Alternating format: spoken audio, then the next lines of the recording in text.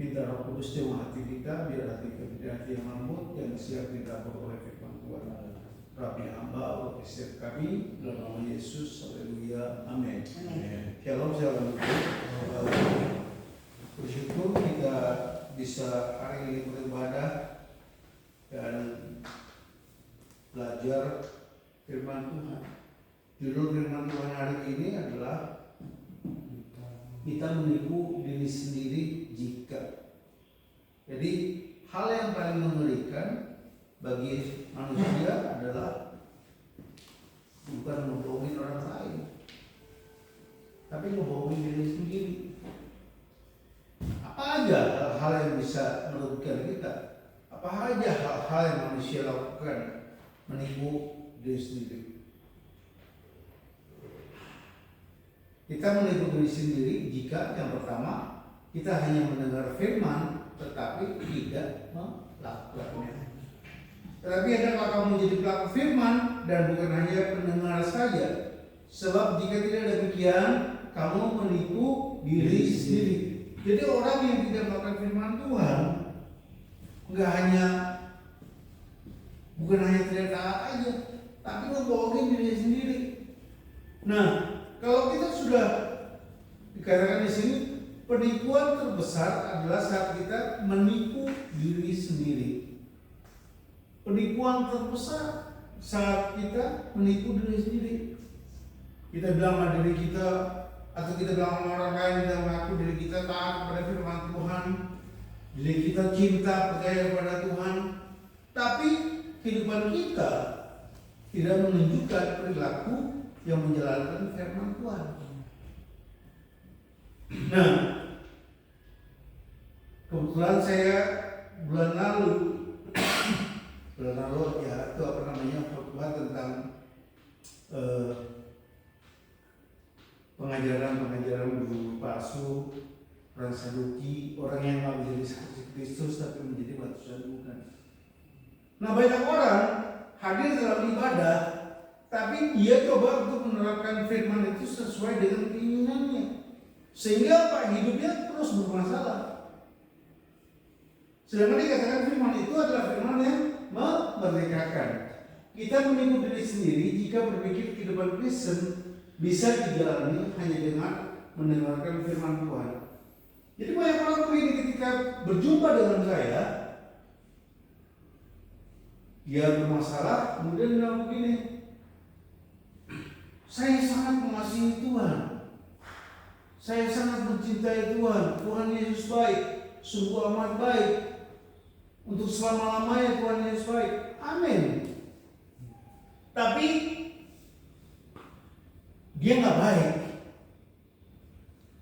sehingga apa? Saya pun orang yang tadinya ingin menerima Yesus menjadi, ini orang gimana sih bilang Tuhan Yesus baik tapi dia nggak baik, gitu. Jadi gini, Tuhan Yesus pasti mengampuni dosa, tapi Tuhan Yesus juga ada, dia itu Allah yang adil, dia akan menghakimi orang juga atas kesalahannya. Apalagi kalau orang itu tahu firman tapi terus hidup dalam pembangkangan.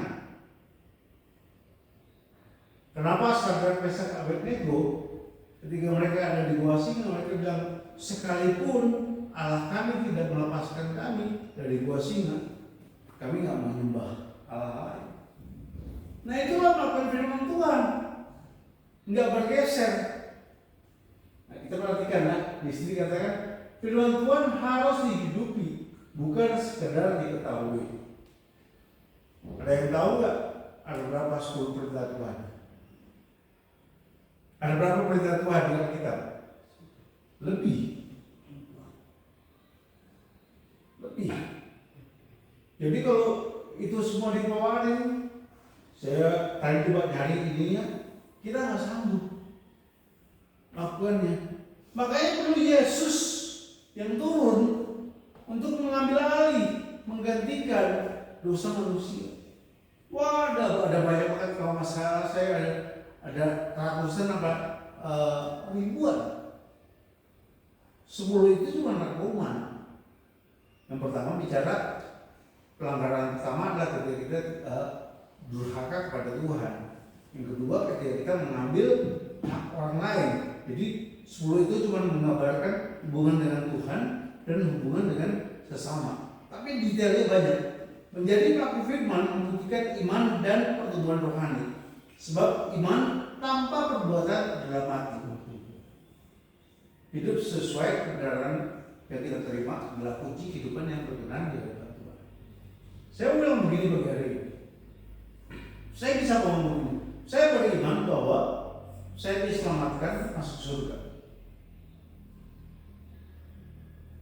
Tapi yang saya lakukan itu membangun jalan surga, gitu. Yang saya kerjakan sesuai dengan firman-Nya enggak, gitu. Kalau saya bilang saya beriman saya masuk surga, tapi saya cuma di mulut aja bilang percaya Tuhan Yesus, tapi di perilaku karakter saya nggak seperti itu, mati bukan dalam arti secara fisik, tapi nggak bisa berbuat apa-apa. Kematian yang tragis itu adalah kematian dari rasa percaya orang lain terhadap kita. Itu tragis.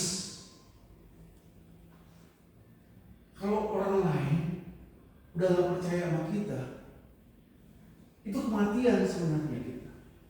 Karena orang mati, orang yang udah dikubur, nggak bisa percaya lagi, dia nggak bisa melakukan apa-apa, gitu seperti itu. Jadi makanya yang pertama itu adalah kita menipu diri sendiri kalau bilang kita percaya akan Tuhan, kita mendengar firman Tuhan, tapi tidak melakukannya. Yang kedua ini, kita menipu diri sendiri jika kita mengaku tidak berdosa. Atau Yohanes 1 ayat 8, jika kita berkata bahwa kita tidak berdosa, maka kita menipu diri kita sendiri dan kebenaran tidak ada di dalam kita. Seringkali orang begini, saya nggak sengaja kok, saya juga nggak tahu. Dosa itu direncanakan, nggak ada ujuk-ujuk gitu loh. Misalnya saya gitu mau mencuri ketimun kayak si kancil. Saya pernah tahu rasa timun itu enak gitu kan. Loh, makanya ketika si ular menggoda si Hawa itu untuk makan buah itu kan, dia menggambarkan bagaimana kalau lu makan buah ini. Jadi dosa itu mulai dari mana? Pola pikir kita, gambaran itu kan sesuatu yang di luar firman itu. Jadi kita nggak bisa juga menganggap diri kita berdosa adalah suatu penipuan yang besar. Ya, Yesus mengampuni, amin. Ayat 9-nya, jika kita berdosa, dia setia dan adil. Dia akan mencucikan, benar gitu. Nah, cuman ada ayat yang mengatakan bahwa dosa yang tidak diakui itu adalah dosa yang bisa diampuni. Jadi kita nggak bisa seenaknya aja gitu. Saya habis misalnya gini, saya habis marah sama orang, maki-maki orang gitu kan, terus kemudian saya bilang begini, tapi Tuhan Yesus saja ngampunin, pasti dia juga ngampunin, nggak bisa juga gitu. Ini bicara apa? Jangan menganggap remeh pelanggaran. Ini bicara itu. Jangan menganggap remeh dosa. Kita semua memiliki kelemahan dan dosa yang perlu diakui. Mengaku dosa kita adalah langkah awal menuju pertobatan dan pengampunan. Kata Tuhan bilang di Yesaya, bukan tanganku yang kurang panjang, bukan kupingku yang bisa mendengar, tapi ada penghalang. Ada penghalang. Ini misalnya saya sama Kadek gitu ya, ngobrol, tapi ada kaca gitu. Dekat, kacanya di mana tapi nggak bisa dengar gitu. Nah, masalahnya ketika Tuhan mengampuni dosa kita, kita berdamai enggak dengan diri kita? Berdamai dengan diri kita itu apa? Ada perubahan terjadi dalam diri kita. Dengan melalui dosa, kita membuka pintu bagi kebenaran dan kasih karunia Tuhan untuk bekerja dalam hidup kita. Tanpa pengakuan dosa, kita tidak bisa mengalami kemuliaan dan menemukan kekuatan untuk berubah. Nah, jadi ini hubungannya dengan pertama, ternyata kita juga bisa melakukan firman Tuhan itu bukan dengan kemampuan yang berat, tapi karena ada dosa. Biasanya Bapak itu tergar, Pak. Saya repot Bapak. Ini kita boleh berdebat, ya. Gitu. Bapak harus ngerti, gitu ya. Nah, jadi saudara dikasih Tuhan tuh gini. Makanya saya selalu bilang gini, Tuhan tuh bisa memakai batu untuk sebagai alatnya. Nah, orang yang mau mengaku dosa, orang yang sudah belajar merendahkan dirinya. Saya kemarin sama Estra itu ada kegiatan di foundationnya dia. Nah, ini ibu pemimpin yayasan ini pernah slide sama saya, gitu. Dia dulu Estra nyolong kamera, tapi gak bisa buktiin. Nah, kemarin kita lagi belajar Alkitab, dia banyak nanya saya. Saya bilang begini bahwa tuh kan, lu sih ngerendahin gua, sekarang lu perlu sama gua. Saya nggak mau jadi sombong juga gitu. Diampuni bukan untuk menjadi kita sombong, diampuni bukan untuk menjadi kita merasa benar di dalam manusia. Kalau kita diampuni dosa kita, itu artinya apa? Kita dilayakkan, kita harus merendahkan hati kita lebih lagi seperti Yesus mengosongkan dirinya. Jadi yang pertama tadi adalah makan firman Tuhan, yang kedua kalau kita nggak mengaku berdosa. Nah, ini banyak terjadi. Kita menipu diri kita sendiri jika kita merasa diri penting, padahal tidak. Sebab kalau seorang menganggap bahwa ia berarti dan ia sama sekali tidak berarti, ia menipu dirinya sendiri. Galatia 6 ayat 3. Ada gini, ada orang tuh gini, dia pengen menguasai, dia pengen dominan, tapi sebenarnya dia merasa dirinya nggak ada apa-apanya. Nah akhirnya munculnya apa? Kemunafikan, kesombongan membuat kita buta secara rohani, sering menipu kita untuk merasa lebih dari yang sebenarnya. Saya khotbah di depan ratusan orang, ribuan orang, khotbah di panti, saya tetap mempersiapkan yang terbaik. Saya siapkan dari malam itu tentang ketaatan. Tadi pagi saya sekarang tidur, ini khotbahnya Pastor Fuji, saya sekarang bagus juga nih. Mengoreksi kita di hadapan Tuhan, setiap orang berharga, namun tidak ada yang lebih penting dari yang lain. Ketika kita berpikir terlalu tinggi tentang diri sendiri, kita menjadi sulit merendahkan diri dan melayani satu sama lain. Gua malah lebih pintar dari si A, si B, si C. Gua lebih rohani, gua lebih kenal Tuhan. Hati-hati. Pernah dengar firman Tuhan dikatakan, dia bilang, Tuhan, saya ini bikin orang, saya bikin mukjizat. Tuhan bilang, siapa kamu? Yang Tuhan kenal itu adalah orang yang datang merendahkan diri, mengaku dosa dan melakukan firman-Nya. Bukan apa yang dikerjakan, bukan kebaikannya. Itu yang dikenal Tuhan. Kalau saya bilang ini, si ini mah nggak ada apa-apanya, itu sebenarnya saya sedang mempermalukan diri saya. Ketika kita merendahkan orang lain, kita sedang mempermalukan diri kita sendiri. Karena suatu hari kita akan menghadapi tantangan, ujian. Dan ketika kita gagal, orang akan menertawakan. Makanya hati-hati dengan mulut kita. Ya. Jangan merasa lebih penting, saya lebih berharga. Alkitab mengatakan semua orang yang percaya pada Tuhan itu berharga dan mulia. Tuhan nggak pernah melihat sosial, ekonomi, pendidikan. Tuhan melihat kebesaran hati kita untuk percaya pada Tuhan.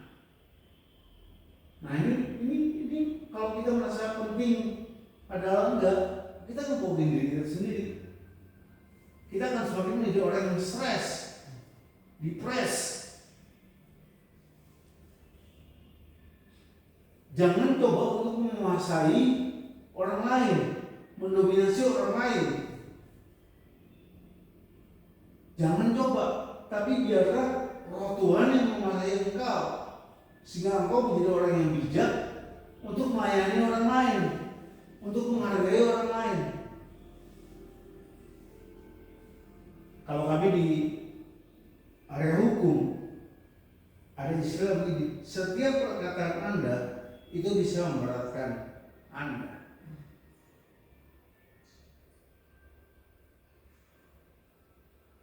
Itu ada. Makanya hati-hati. Kalau hari ini kita merasa lebih penting dari yang lain, kita ampun. Nah, kita menipu diri kita sendiri jika kita mengaku mengenal Tuhan, tapi tidak hidup dalam kehendak-Nya. Bukan setiap orang yang ada di surganya berseru kepadaku, Tuhan akan masuk dalam kerajaan surga, melainkan dia yang melakukan kehendak Bapa-Ku yang di surga. Apa kehendak Bapa di surga? Hukum yang pertama mengasihi Tuhan dan mengasihi diri sendiri, juga mengasihi orang lain. Mengasihi Tuhan itu apa? Kita coba berpikir, hari ini Tuhan kasih saya apa ya? Nafas kehidupan. Tuhan kasih saya apa ya? Makan pagi. Tuhan kasih saya apa ya? Kesegaran, kesehatan. Aku harus mengasihi dia nih.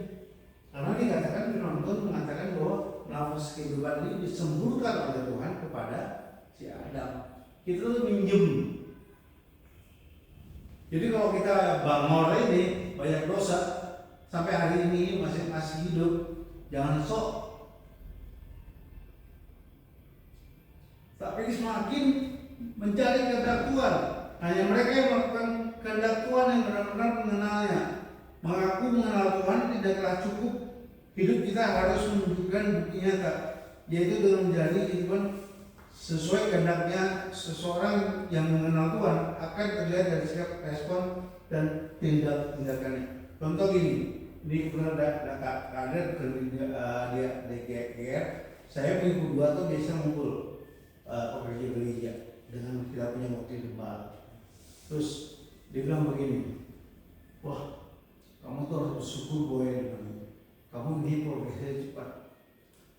Saya jawab begini, ya kok, soalnya saya juga nggak mau lama-lama. Gue nggak mau pakai pampers kelamaan.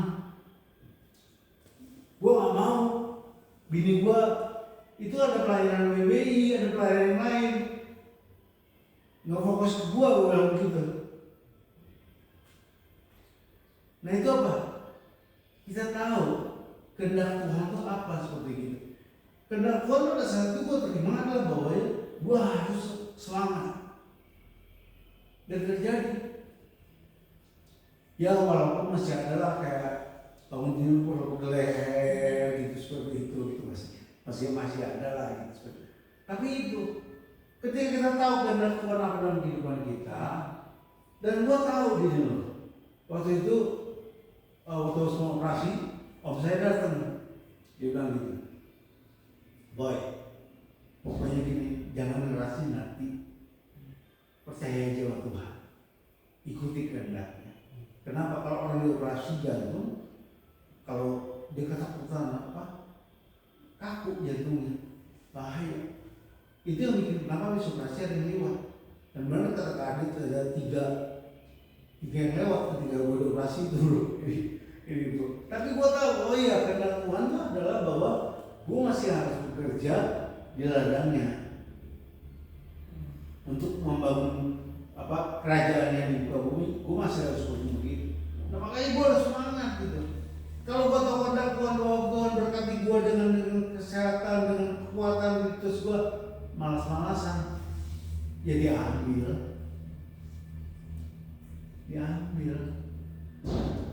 Kalau nggak salah cuma sehari gue tuh pakai pampers, nggak mau gue di rumah sakit. Gue langsung bilangnya, saya mau ke kamar mandi aja gitu. Ngapain? Jadi ya kalau kita paham kehendak Tuhan, kita mendapatkan kekuatan, kita mendapatkan damai sejahtera. Jalan hidup kita juga enak, gitu loh. Nah, saudara kasih Tuhan, nih. Nah ini yang banyak nih orang. Kita menipu diri sendiri jika kita mengira hanya dengan tahu firman kita sudah mengenal Tuhan. Oh saya khatam, baca dari Kejadian ke Wahyu udah 4 kali. Kamu menyelidiki kitab suci sebab kamu menyangka bahwa olehnya kamu punya hidup yang kekal. Tetapi walaupun kitab suci itu memberi kesaksian tentang aku, namun kamu tidak mau datang kepadaku untuk memperoleh hidup itu. Sama ada yang suka baca kopi mohon nggak dulu? Kopi mohon, silat ya, seru ya. Tapi ini jadi ini nggak merdeka nggak? Enggak kan? Ya cuma doyan aja kita kan. Nah sama aja kalau lu cuma baca aja kita tapi nggak mengenal siapa penulisnya, nggak berarti sesuai isinya, ya lu nggak jadi apa-apa. Gitu loh. Lu senang baca ini, mungkin ada yang Gober Bebek. Wah, Gober Bebek itu kan kaya kan? Waduh, dia punya gudang uang ini apa gitu. Tapi apakah gua langganan Donald Bebek, Gober Bebek baca tiap minggu, gue jadi kaya? Enggak. Karena itu cuma cerita. Tapi kalau firman itu real, perkataan Tuhan yang membuat apa yang tidak ada dalam diri kita menjadi ada. Nah jadi hati-hati, tidak cukup hanya mengenal Tuhan, tapi terima Dia dulu. Karena Yohanes pasal 1 mengatakan firman itu menjadi satu dengan Dia. Terima, sama aja kalau kayak diabetes, tinggal diabetes, tapi nggak terima dengan kondisi yang teman diabetes. liar kan jadinya, bete, susah. Kita cuma terus berhadapan dengan hal yang tidak kita inginkan. Kalau kita nggak mengenal Tuhan tadi ya, kita nggak tahu kebaikannya, kita nggak mengerti kebaikan Tuhan, kita merasa terlalu diatur nih semuanya. Soal masuk surga nanti aja lah. Emang surga seperti apa sih? Cari dulu kerajaan Allah, maka semuanya itu akan ditambahkan kepadamu. Kalau kita ngerti mengenal kerajaan Allah, apa yang kita nggak punya akan ditambahkan. Kesehatan ditambahkan, apa yang kita perlukan, skill kita, pengetahuan kita, seperti itu. Nah, ini juga kita menipu diri sendiri jika menganggap diri beribadah tetapi tidak mengendalikan lidah. Jikalau ada seorang yang beribadah tapi tidak mengendalikan lidahnya, ia menipu dirinya sendiri, maka sia-sia ibadahnya. Nah, kenapa ibadah kita nggak ada artinya? Kita ibadah, rajin ibadah, rajin komsel, rajin apa semua segala macam. Karena apa? Hidup kita sehari-hari adalah ngomongin orang, kata-kata kotor, kebencian. Mulut kita nggak pakai untuk penyembahan, puji Tuhan, mengucap syukur, menganggap diri beribadah tanpa mengangkat lidah menunjukkan bahwa kita memahami atau menerapkan firman Tuhan dalam hidup kita. Ibadah sejati bukan hanya tentang ritual, tetapi tentang bagaimana kita menjalani hidup sehari-hari, termasuk cara kita berbicara, tidak mau untuk mengenal lidah dapat mengungkapkan kondisi kerohanian kita yang sebenarnya. Ya, makanya saya suka bilang begini, nggak usah banyak ngomong. Diam itu kadang lebih banyak nilainya. Gitu. Bila banyak berbicara, kan banyak kesalahan. Ya, itu jelas. Nggak perlu gini, biar Tuhan yang bela, nggak perlu kita bagi. Tapi saya kan bang, Tuhan kan nggak perlu. Kalau Tuhan yang bela,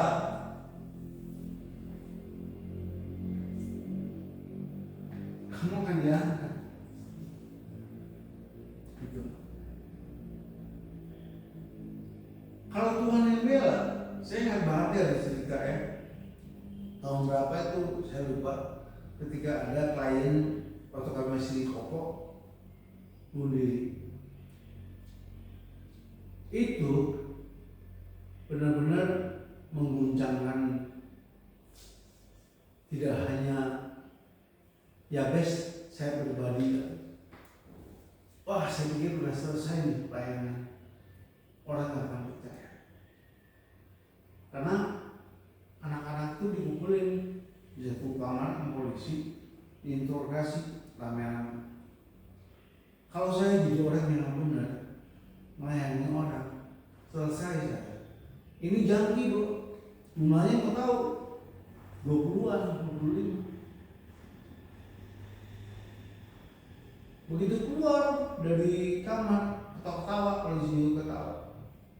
Oh nggak ada, ya kerasan ya, semua segala macam. Setelah itu, ya kegoncangan ada, tapi tetap sampai hari ini, ya besok masih ada. Itu bukti bahwa tadi Tuhan itu melihat cara hidup kita. Kenapa ketika itu saya terjadi, saya menama Tuhan, datanglah kerajaanmu, jadilah kehendakmu Tuhan di bumi seperti di surga. Nah ini kita menurut sendiri, kita merasa aman dalam dosa, berpikir Tuhan lambat dalam menghadapi. 2 Petrus 3 ayat 7 sudah diperhatikan. Tapi oleh firman juga langit dan bumi sekarang terpelihara dari api dan disimpan untuk hari penghakiman dan kebinasaan orang-orang fasik. Akan tetapi saudara-saudara kekasih, yang satu ini tidak boleh kamu lupakan, yaitu bahwa di hadapan Tuhan satu hari sama dengan 1000 tahun, dan 1000 tahun seperti satu hari. Tuhan tidak lalai menepati janjinya. Sekalipun ada orang yang menganggap supaya, tapi ia sabar terhadap kamu, karena ia menghendaki supaya jangan ada orang yang menyesat, melainkan supaya semua orang berbalik dan bertobat. Ini bicara gini, jangan merasa bahwa nggak perlu ngaku dosa. Tuhan tahu keadaan hati apa yang kita berbuat, tapi kita perlu mengaku. Jangan sampai nanti gitu kita merasa bahwa gue pasti masuk surga. Kalau ada di gereja, siapa yang nanti yakin masuk surga? Kita angkat tangan. Kenapa? Saya sudah berkali baru mengenal Tuhan Yesus. Ternyata di hari terakhir, siapa? Begitu. Kesabaran Tuhan bukan alasan untuk hidup dalam dosa. Kalau saya nggak apa-apa, saya bikin dosa, saya nggak apa-apa, saya masih hidup. Bukan berarti Tuhan setuju dengan dosa yang kita lakukan, enggak. Tetap Dia itu yang adil. Pengakuan Tuhan masih datang. Merasa aman dan dosa atau penipuan berbahaya, kita mungkin berpikir Tuhan lambat menghakimi karena tidak ada konsekuensi langsung dari atas tindakan kita. Namun sebenarnya Dia sabar dan menginginkan pertobatan kita. Kesabarannya bukan pelayan, setiap hari adalah kesempatan untuk bertobat. Saya bilang begini, seumpama gini, saya merugikan seseorang, membuat dia mengalami masalah jadinya gitu. Kira-kira dia berdoa enggak untuk saya biar mendapat hukuman? Berdoa ya. Kita kan biasa begitu juga. Tuhan, dia jahat datang gua. Kalau bisa Tuhan, ambil aja kupingnya 1 gitu. Dia berdoa juga kan. Sementara kita, udah tuh nggak masalah, gampang tuh. Kita begitu. Dia berseru terus menerus didengar. Kita yang lalu terus berbuat dosa merasa benar, selesai kita. Dibilang, siapakah engkau? Nah ini yang terakhir, kita menurut diri sendiri. Jika kita percaya kita bisa mencapai keberhasilan tanpa Tuhan. Barang siapa tinggal dalam aku dan aku dalam dia berbuah banyak, sebab luar aku kamu tidak dapat berbuat apa-apa. Saya mau cerita di kesaksian, mungkin kalau yang dalam dan kita dengar. Ketika keadaan hamil anak pertama, itu dokter bilang bahwa kemungkinan besar anaknya itu akan mengalami mental disorder karena kami 2 mantan pakai narkoba. Juga dokter itu bilang seperti begitu. Nah, yang kami lakukan tiap malam, Pak kembang tangan ke perutnya Kadek, bacain firman, ini apa semua segala macam. Ternyata kita jangan begini, sia-sialah segala sesuatu perbuatan Tuhan yang bangun. Anak saya yang pertama sampai hari ini hasil kuliahnya bagus, nggak ada gangguan mental. Dibilang borderline personality lah, ini apa, nggak ada. Semua sehat. Karena apa? Saya percaya bahwa untuk yang namanya berhasil itu cuma karena pekerjaan Tuhan, tinggal dalam Tuhan. Nah, kalau sampai hari ini kita nggak ada menghasilkan apa-apa dalam kehidupan kita, paling nggak menghasilkan sesuatu yang baik, yang berkenan kepada Tuhan, artinya kita masih jauh dari Tuhan. Kita mau bertobat, datang kepada Tuhan, mengambil menempatkan Tuhan sebagai satu-satunya arahan dalam kehidupan kita. Arahan dalam kehidupan kita. Anak saya yang kedua juga bukan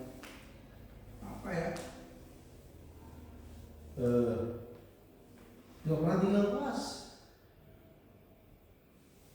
Sebelum kita perjamuan kudus hari ini, pertanyaan saya, hal apa yang sedang kita bangun dengan menipu diri kita sendiri? Kita semua penipu ternyata. Ketika saya baca dari pagi, kemudian Tuhan sama hari ini, ternyata kita semua penipu. Kita harus minta ampun. Ya, kalau kita sekarang ini perjamuan kudus itu dikatakan menjadi satu dengan Kristus. Bagaimana kita bisa menjadi satu dengan Kristus kalau kita tidak percaya pada Dia? Kalau begini,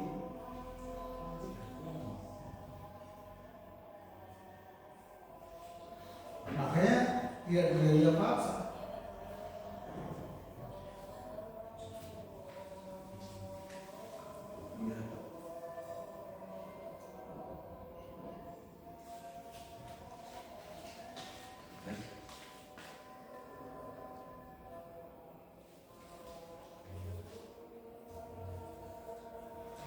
Yesus sendiri tidak menipu keberadaannya. Dia bilang bahwa Dia datang untuk menjadi satu dengan manusia. Dia datang untuk mengampuni dosa kita. Bang, perjamuan ini melambangkan persekutuan kita dengan Tuhan. Jadi, saya boleh dibaca ayat yang di Roti. Saya Amsal 3 ayat 7b. Takutlah akan Tuhan dan jauhlah kejahatan. Saya nggak bisa bilang, oh saya udah nggak jahat Tuhan. Ini Tuhan, firman Tuhan mengingatkan saya. Gitu. Jadi saudara dikasih Tuhan, mari sebelum kita menerima firman kudus kita berdoa. Sebelumnya kita menyanyikan lagu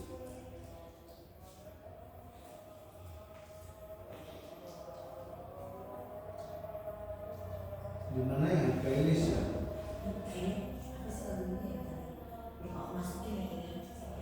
Belum ya?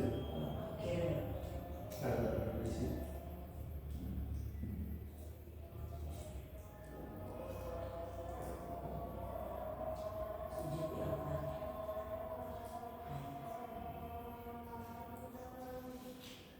Memiliki gigi yang tidak tepat bisa merupakan masalah, Pak. Pilih Oral-B Cross Action. Mengisi yang menjangkau ke dalam untuk mengangkat lebih banyak.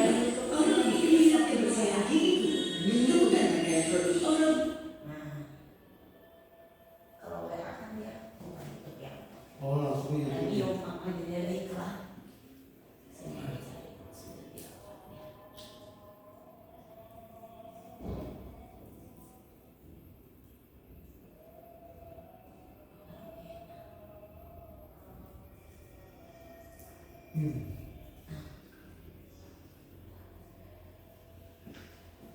Kita berdatang kepada Tuhan dan bisa memahami kita. Apa saja yang kita lakukan terhadap diri kita, menipu diri kita sendiri, itu menjauhkan kita dari kebaikan Tuhan dalam kehidupan kita.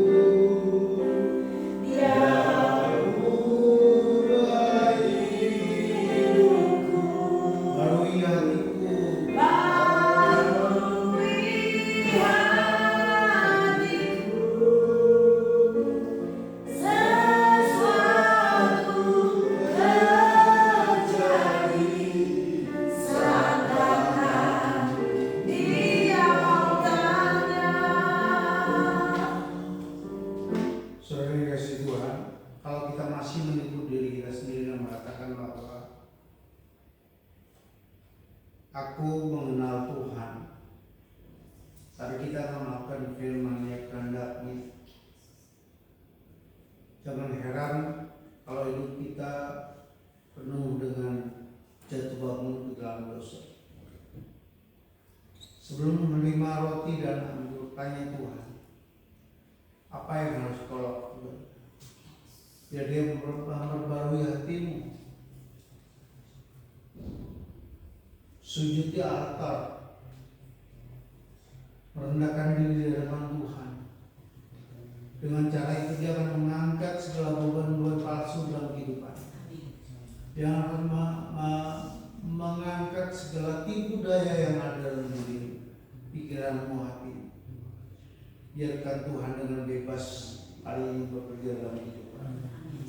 Berikan ruang kepada Tuhan siang hari ini untuk dia menyatakan, engkaulah anakku, engkaulah kekasihku, aku mengasihimu lebih dari segalanya. Mari boleh berdiri, angkat topi di atas kepala dan mendengar firman Tuhan. Sebab apa yang telah kuteruskan kepadamu telah aku terima dari Tuhan, bahwa Tuhan Yesus pada malam waktu ia diserahkan mengambil roti dan sesudah bersyukur atasnya, yang memecah-pecahkan dan berkata, inilah tubuhku yang diserahkan bagi kamu, perbuatlah ini menjadi peringatan akan aku. Roti dengan dalam tanganmu adalah tubuh Kristus yang dipersembahkan untuk memerdekakan engkau. Kalau tubuhnya yang diberikan kepadamu, kenapa engkau belum memberikan seluruh kehidupanmu bagi Tuhan? Kenapa engkau masih menahan dirimu? Tentulah dosa yang masih bekerja dalam kehidupanmu itu yang membuat engkau sulit untuk memberikan dirimu kepada Tuhan. Mari dengan iman kita makan di dalam nama Yesus Kristus.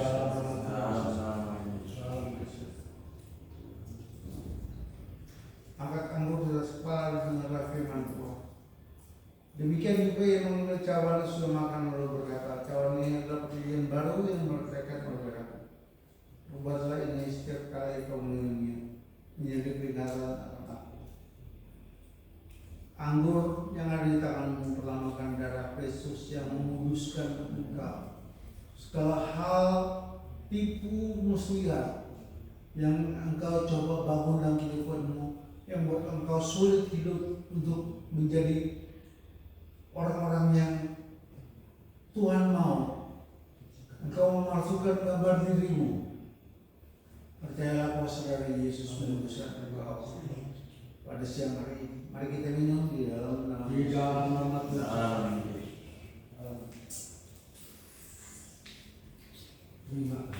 Demikian juga yang menjadi cawan. Sebab setiap kali kamu makan roti ini dan minum cawan ini, kamu memberitakan kematian Tuhan sampai Dia datang.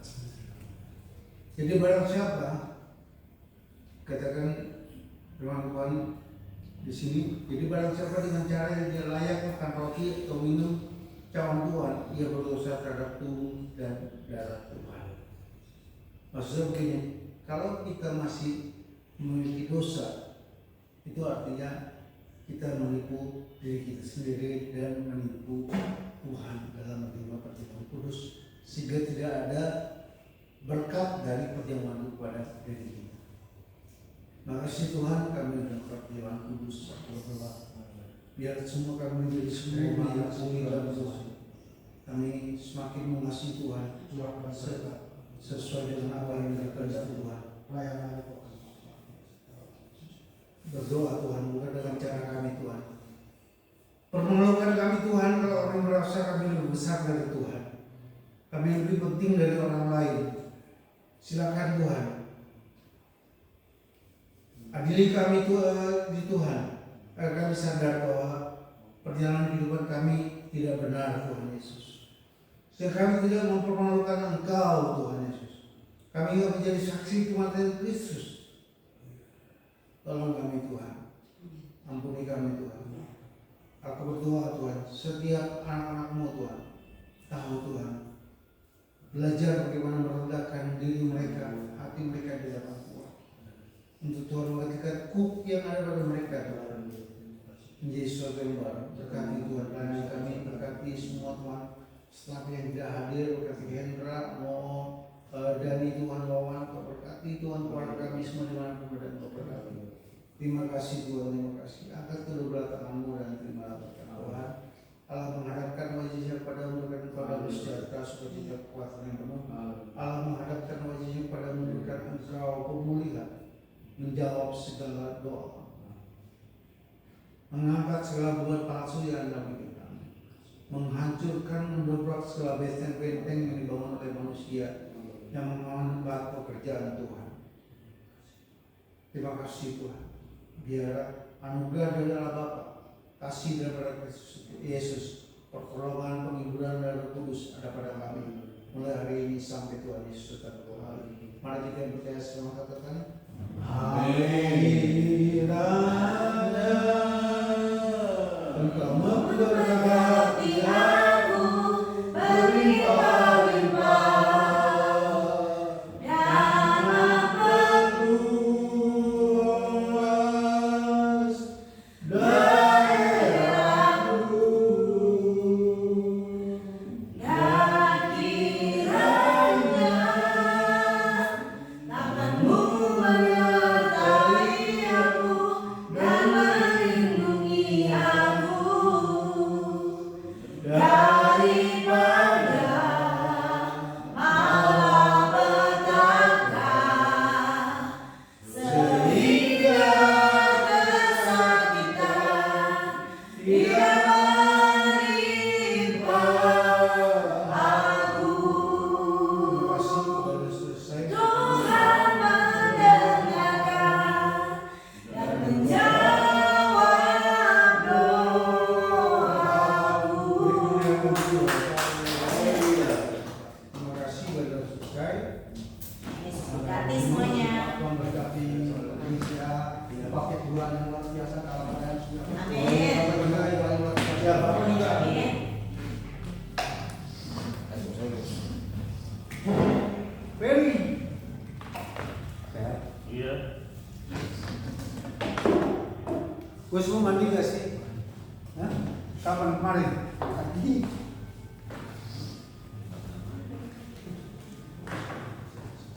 Oh enggak. Jangan, jangan, tidak boleh. Boleh. Jangan, jangan. Lagi boleh, hati-hati loh pegang mau. Diskon berkati ya. Iya. Iya, hati-hati ya.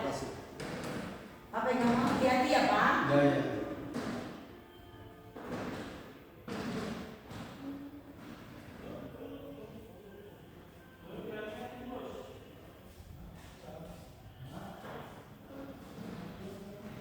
Hendra. Hendra mana Hendra?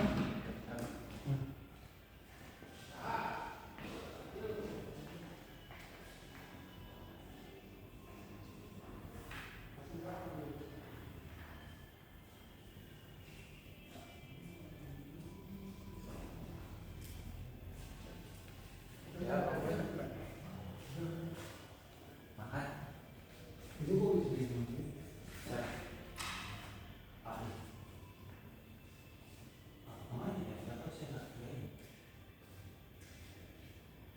Mungkin dari awal datang sini juga belum di spot check kali. Dari spotnya kan? Mungkin. Soalnya beberapa kali juga kayak kemarin minta deterjen kan, kalau mau nyuci masih 20.000 tapi ditolak. Nggak ada, nggak ada deterjen di sini, nggak usah ngasih lagi. Ya, dia nggak diambil gitu, nggak di spotnya langsung. Ambil nggak sekarang? Oh, kita spot check sekarang. Sekarang. Tapi dikasih pengertian dulu, panggil dulu dari sini. Nggak boleh.